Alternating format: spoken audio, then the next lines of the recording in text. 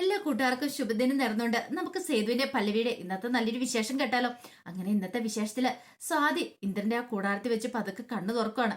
കണ്ണു തുറന്ന് ചുറ്റും നോക്കി. അപ്പൊ ആരെയും കണ്ടില്ല. അപ്പോഴേക്കും അങ്ങോട്ടേക്ക് ഇന്ദ്രൻ വന്നു. ആഹാ, മോള് കണ്ണു തുറന്നോന്നൊക്കെ ചോദിച്ചോണ്ട് അകത്തേക്ക് ഇല്ലുവാണ്. അല്ല, നേഹ എന്തേന്ന് ചോദിക്കുവാണ്. നേഹനെ കണ്ടില്ലോ, ദേ സമയം എത്രയായി എന്നൊക്കെ ചോദിക്കുകയാണ്. ഇത് കേട്ട് കഴിഞ്ഞപ്പോ ഇന്ദ്രൻ പറഞ്ഞു, സമയം രാത്രിയായെന്ന് പറയണം. അയ്യോ, ഞാൻ കുറെ സമയം കിടന്നുറങ്ങിയില്ലേ ദൈവമേ, എന്നിട്ട് എന്താ എന്നെ വിളിക്കായിരുന്നെന്ന് ചോദിക്കാം. അത് പിന്നെ മോള് നല്ല ഉറക്കത്തിലായിരുന്നു, അതുകൊണ്ടാ പിന്നെ വിളിക്കായിരുന്നേ.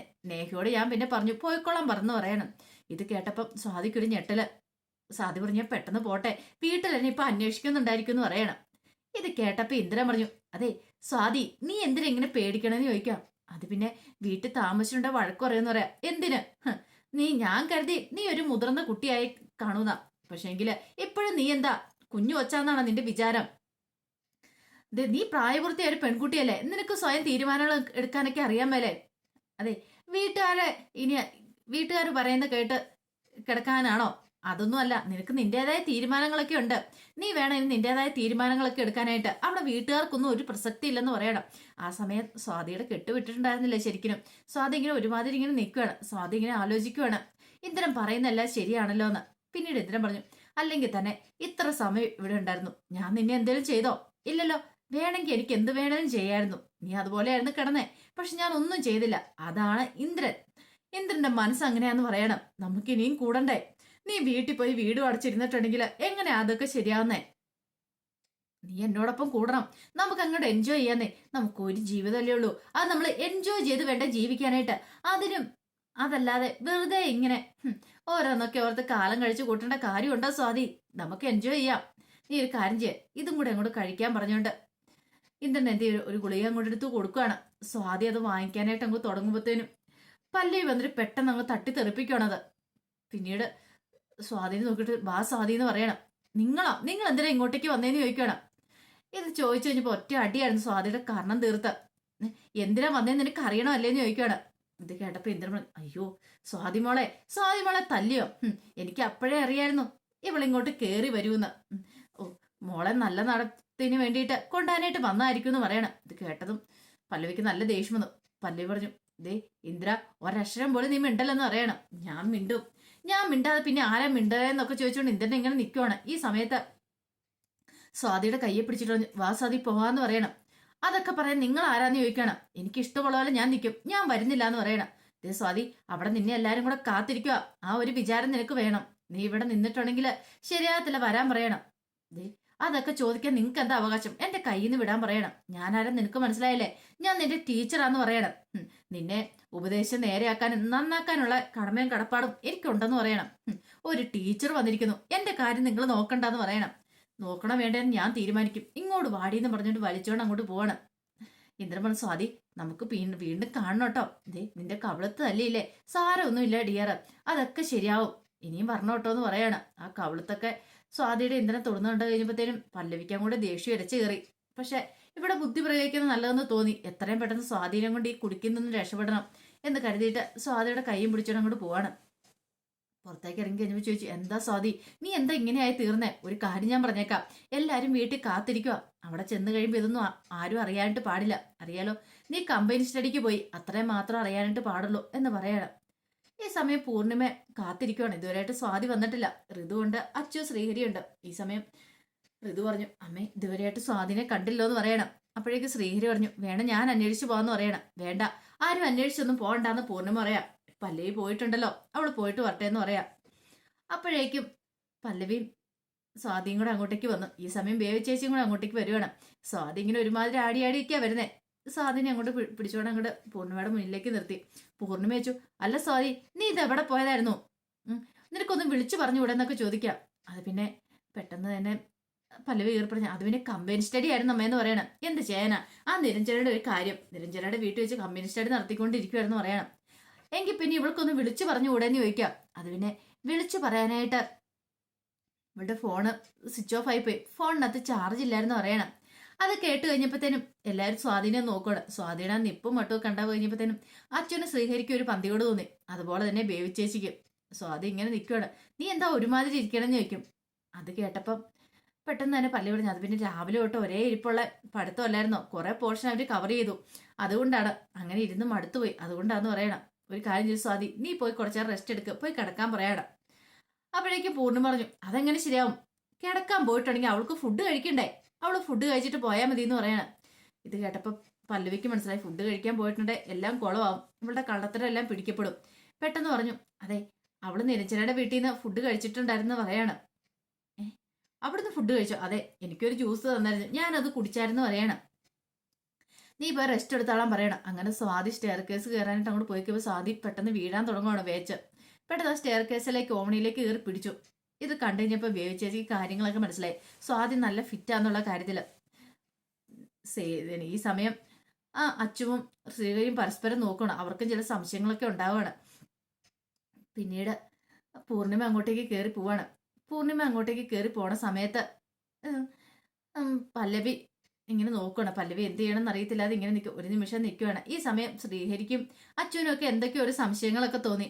പെട്ടെന്ന് ശ്രീഹരി അച്ഛനോട് പറഞ്ഞു, അച്ചു നിനക്ക് തോന്നിയോ എന്തേലും ഒരു വ്യത്യാസം ഉണ്ടെന്ന്? അതെ എനിക്ക് തോന്നിയിട്ടുണ്ടെന്ന് പറയാണ്. എന്തോ ഒരു കുഴപ്പമുണ്ട്, ഈ പറയുന്ന പോലെ ഒന്നുമല്ല, നല്ല മദ്യലഹരിയിലോ അങ്ങനെ എന്തോ ഒരു കാര്യം ഉപയോഗിച്ചിട്ടുണ്ട്, അങ്ങനെയാണെങ്കിൽ മാത്രം ഇങ്ങനെ പെരുമാറാൻ പറ്റുള്ളൂ എന്ന് പറയണം. നമുക്ക് പല്ലവേച്ചിയോട് ഒന്ന് ചോദിച്ചു നോക്കിയാലോ എന്ന് ചോദിച്ചിട്ട് നേരെ പല്ലവിയുടെ അടുത്തേക്ക് എല്ലുവാണ്. പിന്നീട് പല്ലവിയുടെ അച്ചു ചോദിച്ചു, എന്താ പല്ലവേച്ചി, എന്താ പറ്റിയെന്ന് ചോദിക്കും. അവൾക്ക് എന്ത് പറ്റാനായിട്ട്, അവൾ പഠിക്കുമായിരുന്നു പറയണം. അല്ല വേറെന്തോ ഉണ്ടെന്ന് പറയണം. ഇത് കേട്ടതും പല്ലവി പറഞ്ഞു, എനിക്കൊന്ന് കുളിക്കണം, ഞാനൊന്ന് ദേഹം കഴിയിട്ട് വരട്ടെ എന്ന് പറഞ്ഞിട്ട് പല്ലവി പതുക്കെ അവിടെ നിന്നും കൂടെ ഒഴിവാവുകയാണ്. ഈ സമയം പൂർണിമ മുറിയിലേക്ക് വന്നു കഴിഞ്ഞപ്പോഴത്തേനും ബേബിച്ചേച്ചി അങ്ങോട്ടേക്ക് വരുവാണ്. ബേബിച്ചേച്ചി വന്നിട്ട് പൂർണിമയോട് ചോദിച്ചു, അല്ല പൂർണിമയ്ക്ക് വല്ലതും മനസ്സിലായെന്ന് ചോദിക്കുക. എന്ത്? ഇന്ന് ശരിക്കും പറഞ്ഞിട്ടുണ്ടെങ്കിൽ സ്വാധീനെ ശ്രദ്ധിച്ചോന്ന് ചോദിക്കുകയാണ്. അത് പിന്നെ ശ്രദ്ധിച്ചു, അവൾക്ക് എന്തോ ഒരു മാറ്റമുണ്ടെന്ന് പറയണം. രാവിലെ ഇവിടുന്ന് പോയ കൊച്ചാണോ തിരിച്ചു വന്നിരിക്കുന്നത് ചോദിക്കുകയാണ്. ഇത് കേട്ടപ്പം പൂർണ്ണിമ പറഞ്ഞു, എന്താ ബേബി പറയണെന്ന് ചോദിക്കുകയാണ്.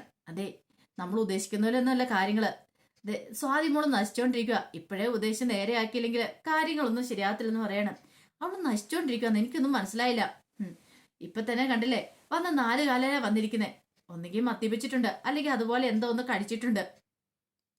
ഇത് പല്ലവി മറച്ചു വെക്കുക ചെയ്തേന്ന് പറയണം.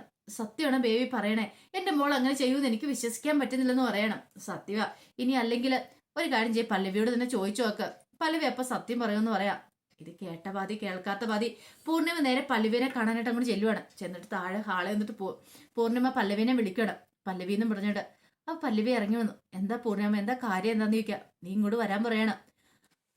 അപ്പോഴേക്കും പല്ലവി അങ്ങോട്ടേക്ക് വന്നു. എന്താ പൂർണിമ, എന്താ കാര്യം എന്ന് ചോദിക്കണം. അത് പിന്നെ സത്യം പറയണമെന്ന് പറയണം. എന്താ? അത് പിന്നെ നീ അവളെ എവിടുന്ന കൂട്ടിക്കൊണ്ട് വന്നേന്ന് ചോദിക്കുക. ഇത് കേട്ട് കഴിഞ്ഞപ്പോഴത്തേനും പറഞ്ഞു, അവള് കമ്മ്യൂണിസ്റ്റ് സ്റ്റഡി ആയിരുന്നു, നിരഞ്ജനായിരിക്കലെന്ന് പറയണം. എന്നോട് നീ കള്ളത്തരം പറയാറായോ എന്ന് ചോദിക്കണം. ഈ സമയം പല്ലവി പറഞ്ഞു, ഞാൻ കള്ളത്തരൊന്നും പറഞ്ഞില്ലമ്മേന്ന് പറയണം. എന്റെ തലയെ തൊട്ട് നീ സത്യം ചെയ്ത് പറ, നീ കള്ളവല്ല പറയണേന്ന്, നീ സത്യം പറയണമെന്നുള്ള കാര്യം. ഈ സമയം ബേബിച്ചേച്ചി പറഞ്ഞു, എന്തിനാ മോളെ മറച്ചു വെക്കുന്നേ?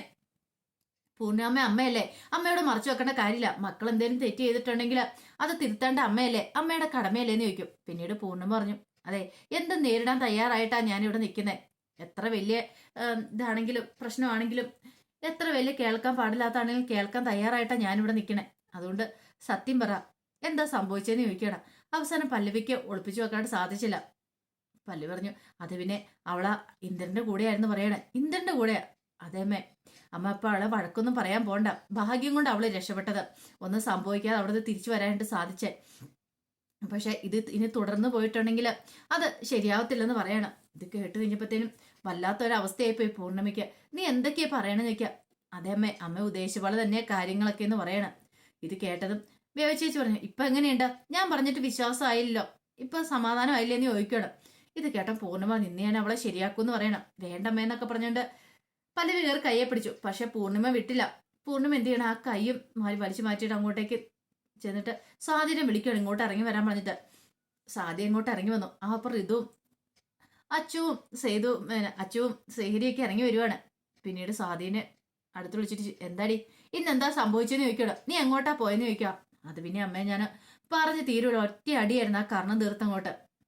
നീ നശിക്കാൻ തീരുമാനിച്ചല്ലേ, അപ്പൊ നീ കുടുംബത്തിന് മാനം കളയാനായിട്ടല്ലേ. ഒരു കാര്യം ഞാൻ പറഞ്ഞേക്കാം, അതെ അദ്ദേഹം ഇവിടുന്ന് പോയിട്ടുള്ളൂ, പക്ഷേങ്കില് ഞാനിവിടെ ജീവനോടെ ഉണ്ട്. അങ്ങനെ ഉണ്ടെങ്കിൽ എന്റെ മക്കൾ നശിച്ചു പോകാനായിട്ട് ഞാൻ സമ്മതിക്കില്ലെന്നൊക്കെ പറയാണ്. ഈ സമയം സാദിക്ക് നല്ല ദേഷ്യം വന്നു. സാദി പറഞ്ഞു, ഓഹോ, അപ്പം നിങ്ങളെല്ലാം ഇവരോട് പറഞ്ഞു കൊടുത്തല്ലേന്ന് ചോദിക്കുകയാണ്. ഇത് കേട്ട പല്ലു പറഞ്ഞു, സ്വാതി ഞാൻ വേണ്ട, കൂടുതലൊന്നും പറയണ്ട, നിങ്ങൾ എന്നോടൊപ്പം നിന്നിട്ട് ഒന്നും പറയല്ലെന്നൊക്കെ പറഞ്ഞിട്ട് അവസാനം നിങ്ങൾ എന്നെ ചതിക്കുകയോ ചെയ്തല്ലേന്ന് ചോദിക്കുക.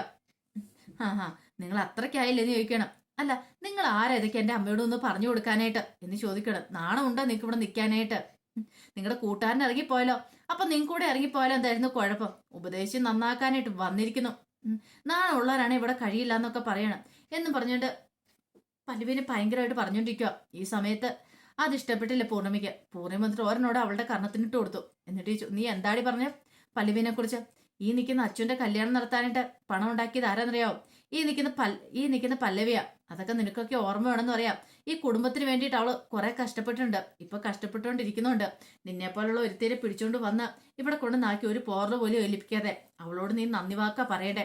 അതിന് പറഞ്ഞ് നീ എന്താടി പറയണെന്ന് ചോദിക്കും. പിന്നെ എനിക്ക് ഇവരെ ഇഷ്ടമില്ല എന്ന് പറയണം. ഈ സമയത്ത് ഋതുവിനാണെങ്കിൽ പല്ലവിയോട് ഭയങ്കര ദേഷ്യ. പല്ലവി നാടാൻ കളിക്കുന്ന രീതിയിലാണ് ഋതു നിൽക്കുന്നത്. പിന്നീട് സ്വാതിയോട് പറഞ്ഞു, നിനക്ക് വെച്ചിട്ടുണ്ട് ഞാൻ ഇങ്ങനെ ഒരു രീതിയിൽ നീ നശിച്ചു പോകാണ്ട് ഞാൻ ആഗ്രഹിക്കുന്നില്ലടി, അതിന് ഞാൻ വിടത്തുമില്ല. ഈ പൂർണ്ണമൻ ജീവിച്ചിരിക്കുന്നുണ്ടെങ്കിൽ അതിന് ഞാൻ സമ്മതിക്കത്തില്ല എന്ന് പറയണം. പിന്നീട് ഒന്നുകൂടെ അടിക്കാണ്ട് അങ്ങോട്ട് ചെന്ന് കഴിഞ്ഞപ്പോഴത്തേനും പെട്ടെന്ന് തന്നെ ആ കയ്യിലേക്ക് അങ്ങോട്ട് കയറി പിടിക്കുകയാണ് സ്വാതി. പെട്ടെന്ന് പല്ലവി എന്നിട്ട് എന്നിച്ചു, വിട് അമ്മേ, വിടമ്മ, വേണ്ടമ്മേ എന്ന് പറഞ്ഞിട്ട് മാറ്റുകയാണ് അങ്ങോട്ട്. പല്ലവിക്ക് മനസ്സിലായി ഇനിയിപ്പോൾ അങ്ങോട്ടും ഇങ്ങോട്ടും ചിലപ്പോൾ കയ്യാങ്കളിയും കൂടെ ആവും. കാരണം ഒരു ബോധമില്ലാത്ത അവസ്ഥയിലാണ് സ്വാതി നിൽക്കുന്നത്. പിന്നീട് പൂർണ്ണിമ പറഞ്ഞു, അവള് പോയി റെസ്റ്റ് എടുക്കട്ടെ അമ്മയെന്ന് പറയണം. അങ്ങനെ സ്വാതി മുറിയിലേക്ക് അങ്ങോട്ട് പോയി. പൂർണ്ണിമ സങ്കടപ്പെട്ട് കരഞ്ഞുകൊണ്ട് മുറിയിലേക്ക് അങ്ങോട്ട് കയറി പോവാണ്. ആ സമയത്ത് ഋതു കൈയടിച്ച് അങ്ങോട്ട് വന്നു. കൊള്ളാം, ഗംഭീരമായിട്ടിരിക്കുന്നു നിന്റെ ഡബിൾ സ്റ്റാൻഡ്, നീ ആള് കൊള്ളാലോടി എന്ന് പറയണം. ഇത് കേട്ടത് പല്ലവിക്ക് ദേഷ്യം അരച്ചു കയറി. പല്ലവി എന്നിട്ട് ഋതുവിനോട് പറഞ്ഞു, എടി നീ എന്നോട് ഈ കിടന്ന് കുരയ്ക്കണ സമയത്ത് നീ ഒരു കാര്യം ചെയ്യും, നിന്റെ അനിയത്തിനെ ഉപദേശിച്ച് നേരെയാക്കാൻ നോക്ക്. അസൂയം കുശും പോയിട്ട് വന്നിരിക്കുന്ന അവള് വേറെ പണിയൊന്നും ഇല്ലാതെ ജോലിയും കൊല്ലില്ലാതെ കയറി പോടിയെന്ന് പറഞ്ഞിട്ട് പല്ലവി നേരെ മുറിയിലേക്ക് പോവാണ്. അതൊട്ടും പ്രതീക്ഷ കാര്യമായിരുന്നില്ല ഋതു. അങ്ങനെ അവരങ്ങോട്ട് കയറി പോയി കഴിഞ്ഞപ്പോഴത്തേനും അച്ഛന് ആ പാടെ സങ്കടമായി. അച്ചു ശ്രീഹരിയോട് പറഞ്ഞു, എന്തൊക്കെയാ ശ്രീഹരി ഇവിടെ നടന്നുകൊണ്ടിരിക്കുന്നത്? ഇങ്ങനെയൊന്നും ആയിരുന്നില്ലേ കുടുംബം? അവളുടെ സ്വഭാവം കണ്ടില്ലേ സ്വാതിയുടെ? അവൾ ഇങ്ങനെ പോയിട്ടുണ്ട് എന്തായി തീരും? അവൾ എന്താ ഇങ്ങനെയായി തീർന്നെന്ന് ചോദിക്കുക. ശ്രീഹരി പറഞ്ഞു, അതൊക്കെ നമുക്ക് മാറ്റിയെടുക്കാന്ന് പറയാം. എന്നാലും അവൾക്ക് എങ്ങനെ ഇത് തോന്നിയെന്ന് ചോദിക്കുകയാണ്. ഇത്രയും കാലമായിട്ട് ഇവിടെ ഇങ്ങനെയൊന്നും ഇല്ലായിരുന്നു. ഒരു കാര്യം ഉറപ്പായി, സേതുവേട്ടൻ പോയതുകൊണ്ടാണ് ഇങ്ങനെയൊക്കെ സംഭവിച്ചത്. സേതുവേട്ടൻ ഇവിടെ ഉണ്ടായിരുന്നെങ്കിൽ ഇങ്ങനെയൊന്നും സംഭവിക്കില്ലായിരുന്നു പറയാണ്. ആ സമയം പൂർണ്ണിമ ആകെപ്പാട് ടെൻഷനായിപ്പോയി. പൂർണ്ണിമയ്ക്ക് ആകെപ്പാടെ ബുദ്ധിമുട്ടായിപ്പോയി. ഒരു പക്ഷേങ്കിൽ സേതു ഇവിടെ ഉണ്ടായിരുന്നെങ്കിൽ ഇങ്ങനെയൊക്കെ സംഭവിക്കുമായിരുന്നോ എന്നൊരു ചിന്ത മനസ്സിലേക്ക് വരുവാണ്. സേതു ഇവിടെ നിന്ന് ഇറങ്ങിയതുകൊണ്ട് ദൈവം തനിക്ക് തന്ന ശിക്ഷയാ. അവന്റെ ചിലപ്പോൾ ശാപമായിരിക്കും ഇങ്ങനെയൊക്കെ സംഭവിച്ചിട്ടുണ്ടായിരിക്കാം. അല്ലെങ്കിൽ ഇങ്ങനെയൊന്നും സംഭവിക്കേണ്ടതല്ലോ. ഒരു പക്ഷേങ്കിൽ അവൻ ഈ കുടുംബത്തിലുണ്ടായിരുന്നെങ്കിൽ ഇങ്ങനത്തെ പ്രശ്നങ്ങളും ഉണ്ടാകത്തില്ലായിരുന്നു. അങ്ങനെ സേതുവിന്റെ വില തിരിച്ചറിയാണ് പൂർണ്ണിമ. ഈ സമയത്ത് ആകെപ്പാടെ വിഷമിച്ച് അച്ചും മുറിയിലേക്ക് കയറിപ്പോണം. അച്ചുവിനും ഭയങ്കര വിഷമമായിപ്പോയി ആ സ്വാതിയുടെ ഈ അവസ്ഥയിൽ. അപ്പൊ അതിന്റെ വിശേഷങ്ങളൊക്കെയാണ് കണ്ടത്. ഇതിന്റെ ബാക്കി വിശേഷങ്ങളായിട്ട് വൈകുന്നേരത്തെ പ്രമോയി വരാട്ടോ. ഒരിക്കൽ കൂടി എല്ലാവർക്കും നല്ലൊരു ദിവസം ആശംസിച്ചാണ് നിർത്തുന്നത്.